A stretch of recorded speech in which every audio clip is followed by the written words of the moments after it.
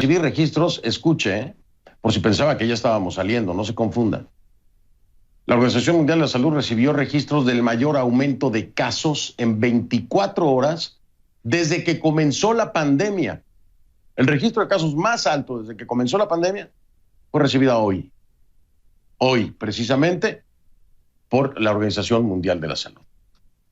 106,000 nuevos contagios. 2/3 de ellos fueron reportados solamente por 4 países: Estados Unidos, India, Rusia y Brasil.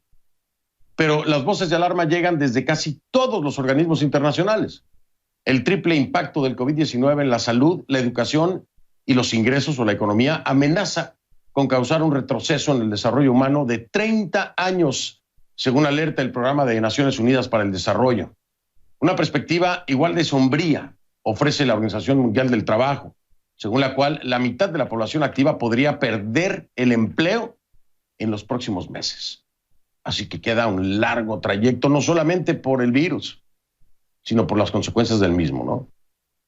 El virus podría costar a la economía mundial unos 10,000 billones de dólares, según cálculos de la OIT, Ante tales estimaciones, es evidente que se necesita reactivar la economía. Sí, claro que sí.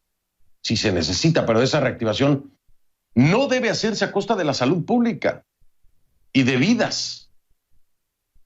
Y como esto es un problema que afecta a todos, pues parece lógico buscar soluciones entre todos. Sí.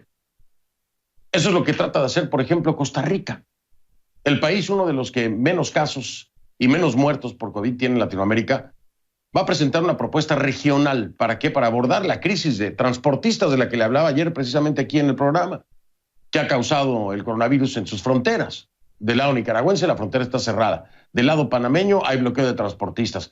Y el resultado son pérdidas, son filas kilométricas de camiones, descontento entre los camioneros y comerciantes. En fin, es un efecto dominó. Y también una preocupación regional por un posible desabastecimiento, porque estos transportes no están llegando a sus destinos. Tras detectar decenas de casos de coronavirus en los camioneros, Costa Rica decidió restringir el ingreso de conductores foráneos.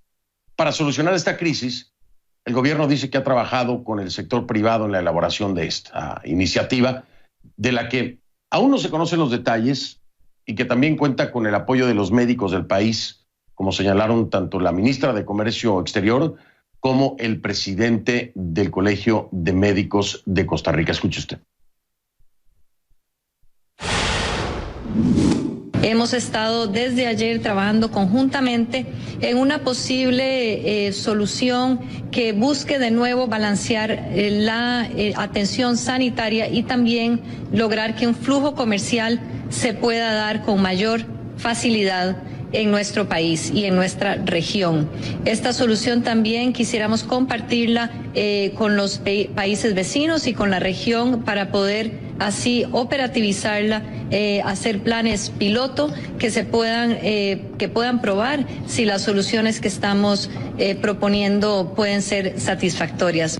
Desde el Colegio de Médicos y Cirujanos apoyamos en forma irrestricta las medidas de control que el señor ministro de Salud ha impulsado en el caso de ingreso de transportistas por nuestras fronteras. Entendemos perfectamente la importancia de mantener activa nuestra economía y de la región centroamericana, pero nunca a costa de la salud de nuestra población, de nuestros médicos y del personal a cargo de la vigilancia. Bueno, pues ahí lo tiene usted. El gobierno costarricense asegura que no ha cerrado sus fronteras al comercio. No, sino que ha aplicado medidas sanitarias para mantener el virus bajo control en su territorio. Por supuesto, estas medidas son las que están ocasionando este conflicto, ¿no? Pide además la elaboración de un protocolo de bioseguridad en Centroamérica para garantizar el flujo comercial y la salud de la población, que se discute ya en una reunión de la Secretaría de Integración Económica Centroamericana. Y por cierto, hace tan solo unos minutos me informan, no tengo los detalles, pero esto ya está confirmado, que se ha llegado a un acuerdo precisamente sobre este tema del transporte y los transportistas. Ya se llegó a un acuerdo entre Costa Rica y Panamá, solamente Costa Rica y Panamá. Obviamente falta la parte de Nicaragua, pero ya hay acuerdo entre Costa Rica y Panamá. Lo importante que es la colaboración entre países, ¿no? Ahí está un ejemplo claro se puede llegar. Apenas ayer le estaba hablando del conflicto tan fuerte que se estaba generando precisamente por esta medida con los transportes y los transportistas. Lo hablábamos precisamente con una diputada costarricense y mire, hoy ya se logra un acuerdo entre Panamá y Costa Rica en este sentido. Pero a ver, le cuento más. Los obstáculos para la reapertura y la recuperación, pues no siempre son políticos, no. El crimen organizado se está encargando precisamente de empeorar esta crisis.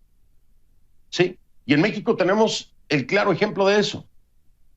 Terrible, inimaginable en este momento, pero 14 trabajadores de la salud fueron rescatados por agentes de la Fiscalía General de Justicia de la Ciudad de México después de permanecer privados de su libertad en hoteles. 14 trabajadores de la salud, los que están salvando vidas, los que están enfrentando precisamente la pandemia. En México el crimen organizado los retiene, los mantiene secuestrados, literalmente privados de su libertad en hoteles. Y la Fiscalía entonces de la Ciudad de México los rescata. De acuerdo con información preliminar de la investigación, las familias de los sanitarios fueron extorsionados por teléfono. ¿Se acuerda de una época en México de los secuestros express? Bueno, más o menos ese estilo. Los tienen retenidos en el hotel, 14 de ellos precisamente retenidos, secuestrados, y entonces llaman a los familiares y los extorsionan por teléfono. Así que al personal sanitario en México no solo se le agrede física y verbalmente, no. También los secuestran. Los secuestran en medio de una pandemia. Algo totalmente inaceptable. Si bien la Fiscalía lo rescató, pero ¿cómo es posible que esté pasando esto? Además, en un país donde la cifra de contagios sube cada día y las fechas en los calendarios de Andrés Manuel López Obrador y de López-Gatell, el subsecretario de Salud, no cuadran, no dan, se les han pasado todas, porque no se ha llegado al pico en México. Y las proyecciones que ha venido dando Andrés Manuel López Obrador y también el subsecretario López-Gatell tampoco han caído en las fechas que ellos han dicho. Esa es la agenda de la 4T, no es la agenda del coronavirus. Pero encima de eso se empieza a secuestrar a trabajadores de la salud. ¿Qué pasa en México? ¿Qué pasa en México? ¿Dónde está el control? Porque esto es un tema de delincuencia organizada. Este es un tema directamente de agresión en contra de aquellos que hoy están salvando vidas. Y encima fechas que no cuadran porque no hemos llegado a ese pico, ni se va a acabar pronto, como lo había dicho López Obrador, ni tampoco la fecha que había anunciado López-Gatell. Los estados están tomando decisiones, afortunadamente, y de acuerdo a derecho, sobre hacer o no hacer lo que está diciendo el gobierno federal, ¿no?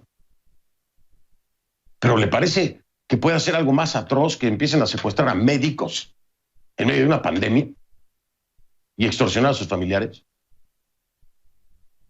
¿Qué es lo que está pasando en México? Muchas cosas, pero los números hablan claro, y no sé si tan claro, ¿no? Porque ya ve usted las teorías de multiplicar estos números por 8, que vienen del propio López-Gatell, cuántas muestras, cuántas pruebas se están haciendo.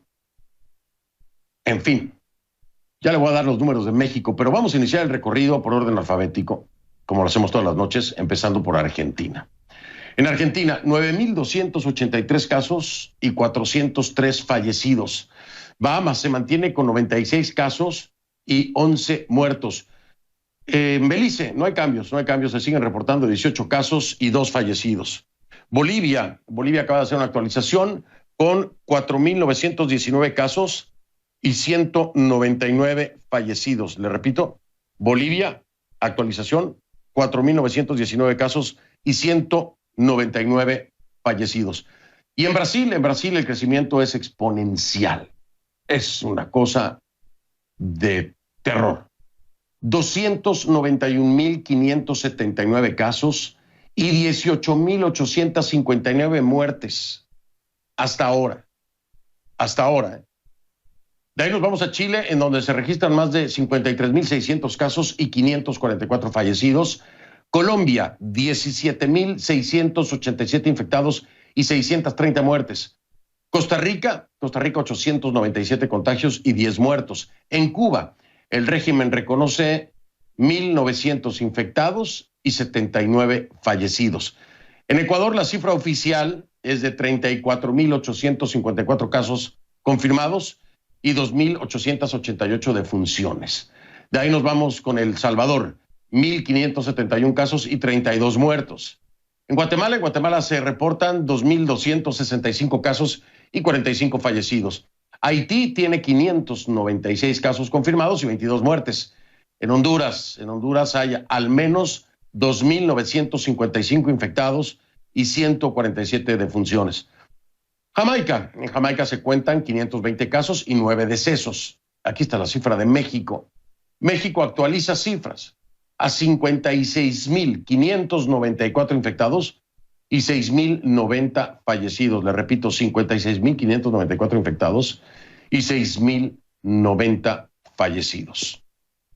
Nicaragua, el régimen Ortega Murillo reconoce 254 casos y 17 muertos. Es lo que dice el régimen Ortega Murillo. Panamá tiene 9.977 casos y 287 muertes. Paraguay, 833 personas contrajeron el virus y 11 han muerto. Perú, que sigue en serios aprietos, superó los 100,000 contagios este miércoles. El Ministerio de Salud reporta 104.020 casos y 3.024 fallecidos. Eso es en Perú. En la Isla del Encanto, en Puerto Rico, la autoridad sanitaria informa sobre 2.866 casos y 125 muertes. En República Dominicana se registran 13.477 contagios y 446 fallecimientos. Uruguay tiene 746 casos y 20 muertos. Y en Venezuela, el régimen de Maduro reconoce 825 casos y 10 fallecidos. 825 casos y 10 fallecidos. Voy a ir a la pausa. Le recuerdo, y si no se lo había dicho, bueno, lo hago ahora. Nos vamos a enfocar en el tercer país del mundo con el mayor número de casos confirmados. Brasil, efectivamente. Vamos a estar hablando de lo que ocurre. Vamos a hablar del personaje que ha sido Jair Bolsonaro en este tema del COVID-19 y su campaña en contra de muchas cosas que son las que se han recomendado por parte de organismos internacionales como la Organización Mundial de la Salud. Y una investigación, por supuesto, de nuestra Kay Guerrero y su reporte K. Lo vamos a complementar con una entrevista a Miguel Lago, que es el director ejecutivo del Instituto de Estudios para Políticas de Salud de Brasil. Me va a acompañar en vivo desde Río de Janeiro. Ya vengo.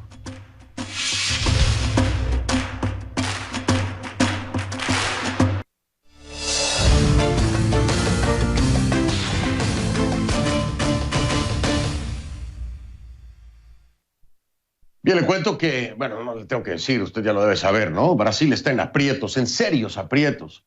El gigante sudamericano registró el martes un récord diario de 1.179 muertes en un día, El día de ayer, martes. Récord, además.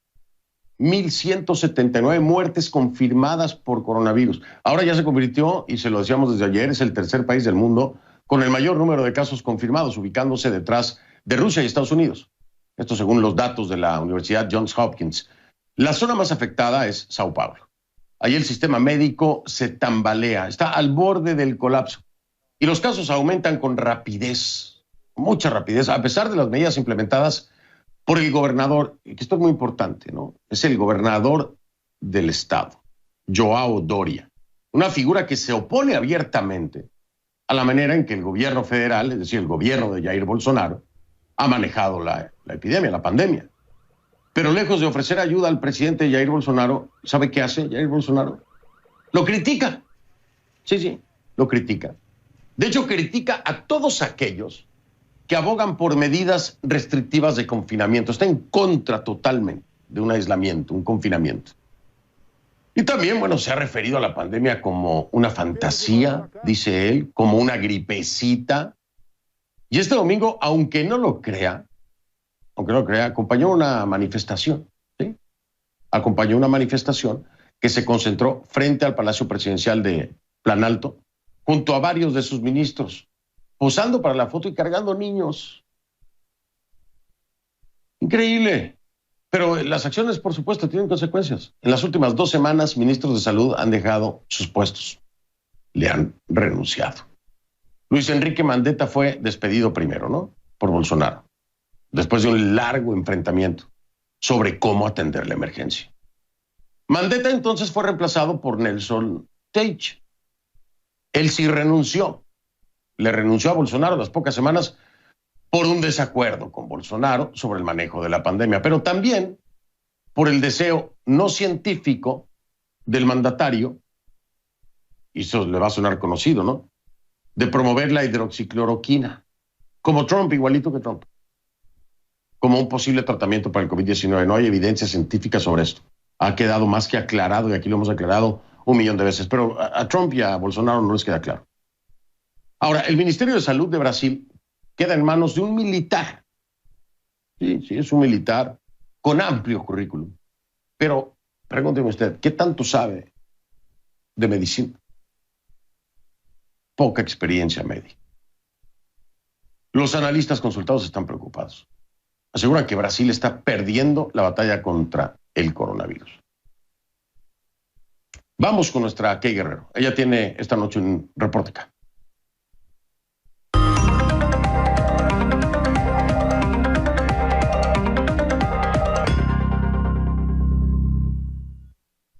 Mi estimada Kay, ¿cómo estás? Te saludo allá en casa, bienvenida a mi casa. Lo de Brasil es inverosímil.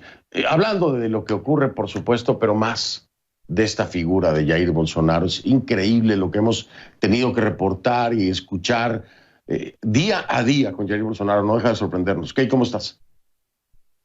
Buenas noches, Fernando. También bienvenido a mi casa. Y bueno, qué lástima que sea para darte una noticia como esta. Pero fíjate que, bueno, tú ya lo sabes, el presidente de Brasil, Jair Bolsonaro, insiste que su país está viviendo una pelea en contra del coronavirus. Pero esa pelea, Fernando, dicen algunos expertos médicos consultados, la está perdiendo Brasil. Y es que el país, como comentabas, ya sobrepasó los 291.000 casos confirmados de coronavirus y por 3 días consecutivos, Fernando, registra un número muy alto de fallecidos. El martes, por ejemplo, tuvo un récord diario de 1.179 muertes. Es la primera vez que Brasil supera el listón del millar. Pero desafortunadamente lo peor está por venir, porque los expertos estiman que la curva máxima de contagio en Brasil no llegará sino hasta el mes de julio. ¿Qué pasa, Fernando? Pasa que a pesar de estos escenarios alarmantes, el presidente Bolsonaro continúa ignorando la emergencia. Y de cierta manera se enfrenta de forma directa a los alcaldes y gobernadores que de forma independiente están tratando de activar algún tipo de medidas restrictivas en sus espacios para controlar la situación. Uno de ellos es Bruno Covas, que es el alcalde de Sao Paulo, la ciudad más grande de Brasil, pero también la más afectada por esta pandemia. Y Covas dijo a CNN que el sistema de salud en su ciudad está al borde del colapso y que la situación será mucho peor si los residentes no siguen las pautas de distanciamiento social. Muy pocas personas, dice el alcalde, están siguiendo esas pautas. Por eso él pide que la directriz sea federal, que pueda venir de arriba, pero ese apoyo no llega. Así que enfrentado con esta realidad, Fernando, Sao Paulo se prepara para lo peor. Y justo este martes, cuando Brasil se posicionaba como el tercer país más afectado en el mundo por el coronavirus, se captaron esas imágenes que estamos viendo en pantalla. Las mismas corresponden al cementerio de Formosa en Sao Paulo. Es el cementerio más grande de América Latina. Y allí, Fernando, en estos momentos se están excavando cientos de tumbas nuevas en la antesala a lo que podría y a lo que los expertos dicen está por venir. Pero en otras partes de Brasil también hay preocupación, hay miedo, hay sentimientos encontrados, la gente no sabe qué hacer, la gente se pregunta a quién escucharse, a los alcaldes, a los gobernadores, pero por supuesto, Fernando, también hay personas que apoyan al presidente Bolsonaro. Escuchemos. No estoy de acuerdo con las medidas tomadas porque el gobierno no está ejerciendo el papel de un líder político para unir a Brasil en esta lucha. El Ministerio de Salud no está articulando ni coordinando su trabajo con los estados y municipios. El gobierno está saboteando la política de distanciamiento social e incluso vendiendo la idea de una droga milagrosa para resolver este problema que no coincide con la realidad. Concordo con los gobernadores. Estoy de acuerdo con el gobernador y los alcaldes. No estoy de acuerdo con el presidente porque creo que él piensa que esto es un juego. Está haciendo mal el trabajo. 3 ministros ya se han ido en un mes y él ha dicho varias cosas que no debió haber dicho. Y eso nos da aún más miedo. Mi opinión es que deberíamos regresar a trabajar. Si vamos a morir, entonces vamos a morir. Deberíamos regresar a lo normal. Fernando, la preocupación se agudiza ya que este miércoles el nuevo ministro de Salud, que como tú explicabas, quizás sea de manera interina y corresponde a un general, a un militar, incluyó la cloroquina y a su derivado también la hidroxicloroquina como tratamiento para pacientes con síntomas leves de coronavirus. Hay que decirlo, la cloroquina ya se está utilizando en Brasil para tratar a pacientes con coronavirus en un estado grave, pero Bolsonaro en las últimas semanas, Fernando, ha presionado para que también se extienda ese tratamiento a los casos leves y no queda claro cuál es la motivación del presidente en este sentido, ya que es evidente que no se trata de un ángulo científico, porque la eficacia de estos medicamentos que son antipalúdicos para tratar el coronavirus no ha sido comprobada y por el contrario hay estudios, hay advertencias, hay análisis que aseguran que estas medicinas provocan efectos colaterales peligrosos como la arritmia cardíaca. Y de hecho, tú creo que lo mencionabas también al principio, uno de los ministros de Salud de Brasil que renunció recientemente lo hizo precisamente por su negación a utilizar la cloroquina como un tratamiento, Fernando. Así es, Kay. A veces creo que desde la perspectiva de algunos mandatarios, puntualmente Jair Bolsonaro, se ataca o se enfrenta a un diferente coronavirus o a una diferente pandemia que la que el resto del mundo enfrenta y que la que el resto del mundo ha obtenido resultados a través de la ciencia y de atender precisamente las guías que nos da la ciencia. Pero el caso de Jair Bolsonaro es increíble cómo va en contra de toda esta lógica o de toda esta ciencia y además pelea en contra de aquellos que tratan de seguir la pauta médica, la pauta científica. Los resultados están ahí, los resultados están ahí. Es muy grave lo que pasa en Brasil. Así es, Fernando, es sumamente preocupante y como tú lo decías, también tiene un patrón, ¿no? Un patrón que vemos acá en Estados Unidos con el presidente Donald Trump también insistiendo que se use la cloroquina y uno se pone a pensar, o sea, ¿cuál es la motivación de estas personas cuando existen estudios, cuando la ciencia respalda que no deben ser utilizados? De verdad que son momentos muy difíciles, momentos de pandemia y también momentos en que uno tiene que pensar a quién escucho, a quién le hago caso. Es muy duro, Fernando, es muy duro, lamentable. Yo no lo pensaría mucho, yo no lo pensaría mucho. La ciencia es la ciencia. Los políticos son políticos. Y toda la gente que nos esté viendo en este momento lo debe tener muy, muy claro. Cuando usted está enfermo, va al médico, no va a ver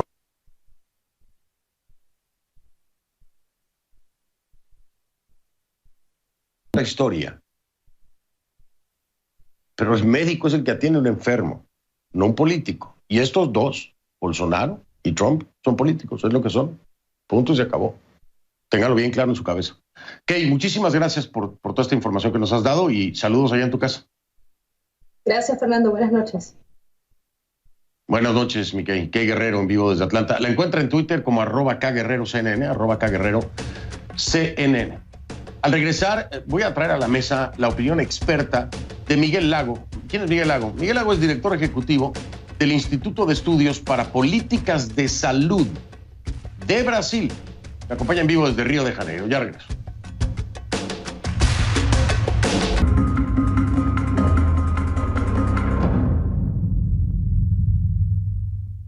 Le doy la bienvenida a Miguel Lago. Miguel Lago es el director ejecutivo del Instituto de Estudios para Políticas de Salud de Brasil. Me acompaña en vivo desde Río de Janeiro. Miguel Lago, bienvenido. Gracias por acompañarnos. No, gracias a ti, Fernando. Es un placer estar junto a ustedes esa noche. Qué amable. Señor Lago, es inverosímil lo que se está viviendo en Brasil. Mire, no le voy a decir de las cifras porque es evidente, está ya en el tercer lugar del mundo con el mayor número de casos, también las muertes, pero con el manejo de las políticas de salud precisamente desde el gobierno de Jair Bolsonaro. ¿Cómo entender una política de salud en este momento del gobierno federal, del gobierno de Jair Bolsonaro? ¿Usted la ve? ¿Existe tal? Mira, tenemos un sistema de salud en Brasil que es un sistema bastante sólido, pero que claramente tiene problemas estructurales de financiación, de déficit de equipamientos, de grandes desigualdades distributivas en términos regionales y sociales, pero además lo que se nota ahora como política inmediata de respuesta al coronavirus por parte del gobierno federal, lo que sí se puede ver es el presidente buscando básicamente un ministro que pueda cuadrar su narrativa, no un ministro que pueda resolver y enfrentarse a la pandemia. Y lo que vemos son los gobiernos locales intentando hacer algo, pero con mucha resistencia de la presidencia de la República. Ahora, esto resulta completamente contradictorio. Bien lo dice usted. Han pasado 2 ministros de salud, uno despedido, el otro ha renunciado, y ahora mismo este interino, que es militar, le juega a la retórica y a la práctica de Bolsonaro con el tema de la cloroquina, ¿no? Y su derivado, la hidroxicloroquina. Finalmente, Bolsonaro se debe sentir cómodo. Pero esto, de acuerdo a una política de salud, es gravísimo. Está promoviendo un medicamento que, por el contrario, puede traer graves consecuencias en la salud de las personas y no resolver el problema del coronavirus. ¿Cómo se debe tomar esto por parte no solamente del sistema de salud brasileño, sino también por parte de la ciudadanía y de las autoridades médicas? Es totalmente absurdo, Fernando, y la verdad es que hay que haber una resistencia fuerte de las comunidades científicas, médicas, de los gobiernos locales a ese tipo de política. Lo que sí se puede ver es, una vez más, es que la cloroquina cuadra en el discurso, en la narrativa de un presidente que está más preocupado con su destino político que en verdad con la salud de la gente, ¿no?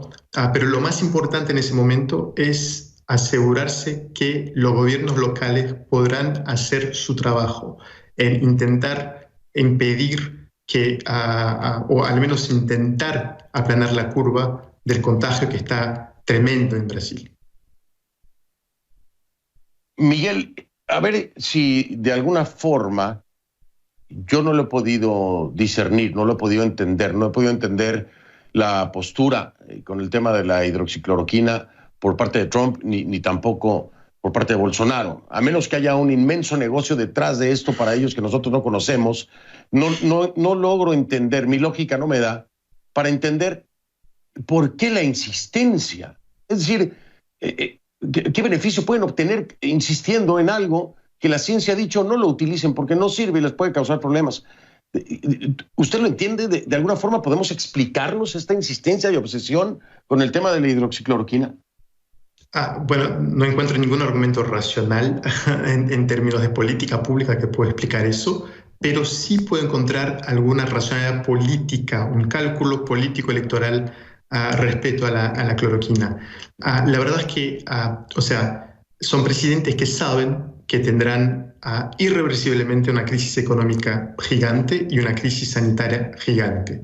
Entonces, lo más importante ahora es cómo preservar algo de popularidad cuando tenés enfrente a ti una crisis económica tremenda y una crisis sanitaria tremenda. Entonces, intentar o demostrar que estás intentando luchar contra el senso común, qué sé yo, algo en ese sentido, puede ser que les pueda traer algún tipo de capital político. Pero yo lo veo como la única posible explicación y una vez más, no la tengo muy clara, pero veo que tal vez vean algún tipo de beneficio electoral en ese tipo de medida. ¿Será? Bueno, sí, tampoco la tengo clara. Yo creo que creo que ese será el próximo misterio a resolver en cualquier momento que se pueda hacer una entrevista con Trump o con Bolsonaro. ¿Por qué? ¿Por qué la hidroxicloroquina? Pudieron haber escogido otras más, pero la hidroxicloroquina en los 2 casos es la obsesión de estos mandatarios, contrario a cualquier norma sanitaria y la ciencia. Miguel Lago, voy a hacer una pausa, si me permite. Voy a hacer una pausa para regresar y seguir hablando de esto, porque sin duda alguna los gobiernos locales pueden hacer el mayor esfuerzo, pero si el gobierno federal está fallando en los apoyos y el sistema de salud está al borde del colapso, la política de Bolsonaro no está ayudando en nada. No. ¿Quién va a responder entonces si el colapso es total, no? ¿Quién tendría que responder? Porque se necesita un presupuesto federal para atender una emergencia cuando los gobiernos locales ya no pueden más. Hablamos de eso, si le parece, desde la perspectiva, por supuesto, de las políticas de salud de Brasil, con Miguel Lago, es el director ejecutivo del instituto. de Estudios para Políticas de Salud de Brasil. Después de la pausa, continúo con...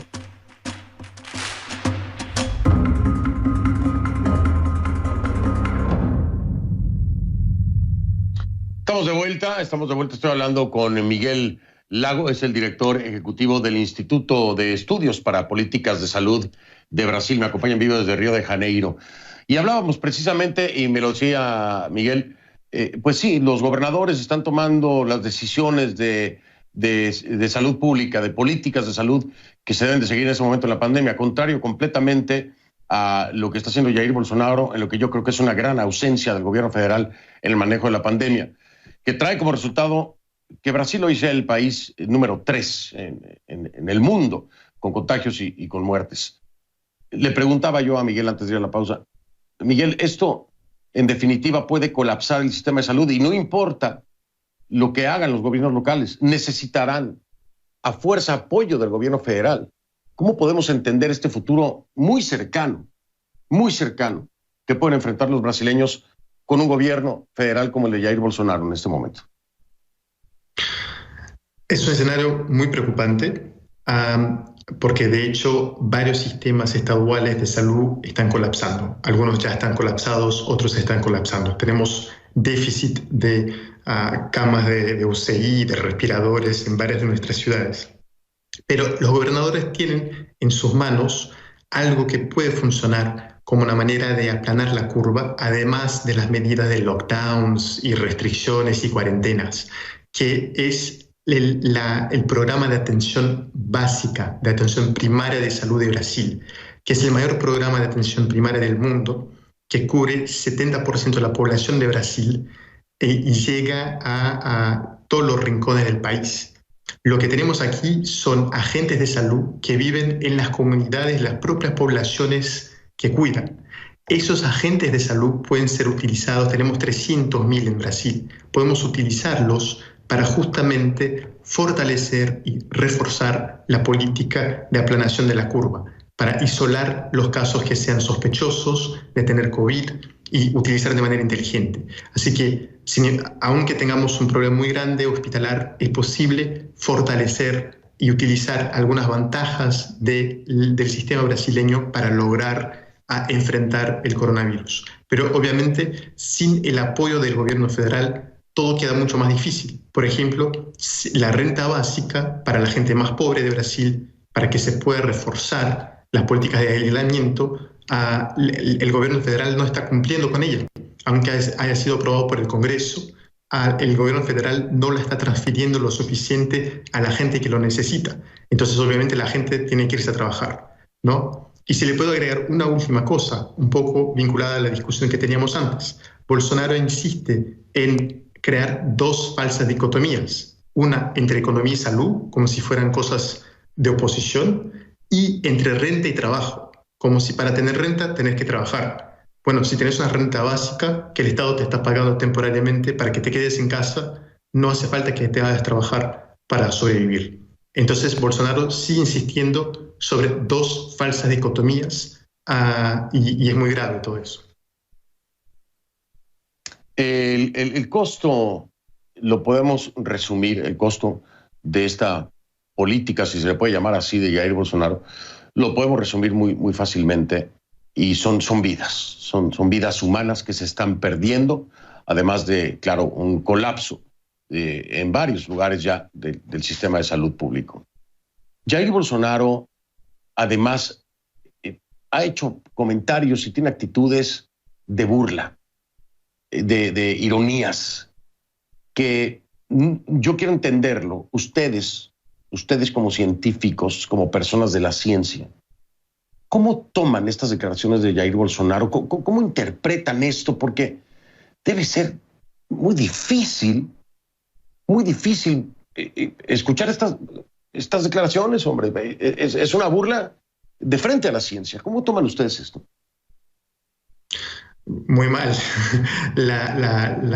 Bolsonaro seguramente no es popular en la comunidad de cientistas. De hecho, es alguien que se burla siempre de la ciencia, no solo en el caso del coronavirus, pero en el año pasado con lo de Amazonia. y constantemente. O sea, Bolsonaro está siempre... Bolsonaro es un poco un troll, como dicen la gente en las medias sociales, ¿no? Es la persona que siempre está buscando pelearse, la persona que siempre está buscando burlarse para tener más seguidores, para tener más audiencia, para traer una audiencia que no tenía antes, ¿no? Ese es el comportamiento de Jair Bolsonaro desde siempre y así es, y sigue portándose así aunque sea presidente de la República. Se porta como un comentarista de Facebook, no como un presidente de la República. Esa definición es espectacular, ¿eh? Un comentarista de Facebook. No. Es que yo he tratado de definir qué hace Bolsonaro y el mismo Trump, y nunca había pensado en eso, pero me parece muy acertado. Es como un comentarista de Facebook, no como un presidente. Sí. Ese es el broche de oro, Miguel. Voy a cerrar con eso porque ha sido maravillosa la declaración. Gracias por toda la información que nos has dado. Desde aquí les deseo, hombres de ciencia, cuenten con todo el apoyo, les deseamos toda la suerte y que ojalá la gente se vaya con ustedes. Porque si no, en el futuro el que se enferme va a ir a ver a un político en lugar de al médico. Y ahí no te cuento. Gracias, Miguel, muy amable. No, gracias a ti, Fernando. Buenas noches. Buenas noches. Miguel Lago, director ejecutivo del Instituto de Estudios para Políticas de Salud de Brasil, me acompañó en vivo desde Río de Janeiro. Hago una pausa, regreso. Soy Fernando del Rincón y desde casa le digo, si usted puede, quédese en casa. Si tiene que salir, salga, pero utilice la mejor arma.